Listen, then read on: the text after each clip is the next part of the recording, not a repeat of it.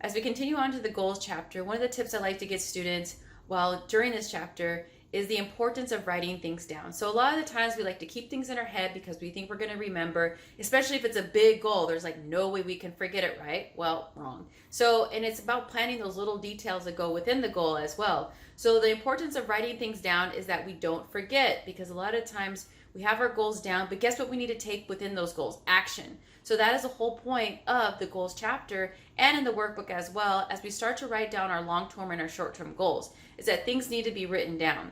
Why are these the long-term goals and what are we aiming at? And in our short-term goals, what are we aiming at to attain in order to get to the long-term goal as well? So writing it down is so important to remind ourselves as to the direction that we're going in and the vision we see for ourselves. So a lot of this is visioning. The visioning is so important in order to continue to move forward, because a lot of the times we can get stuck, we get frustrated, and maybe sometimes we just want to give up.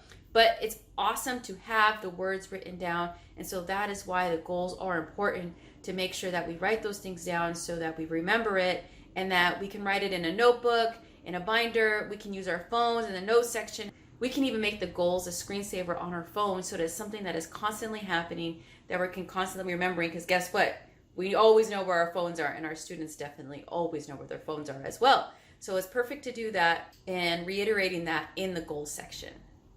Another thing that I like to go over, especially in the workbook when we do our long-term and our short-term goals, is understanding that even though we have a long-term goal, we can still put in little things into our short-terms. And I also like to remind them that there are no rules as to a time frame that makes a goal long-term, and there are no rules that make a goal short-term as well.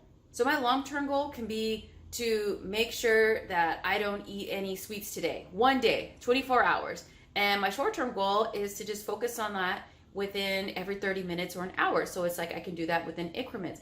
Because sometimes when we have this long-term goal, sometimes it can get frustrating if we don't see ourselves attaining it quick enough. So that's one of the reasons why it's great to put in these little short-term goals as we get to the long-term goal. Treasure yourself and shine.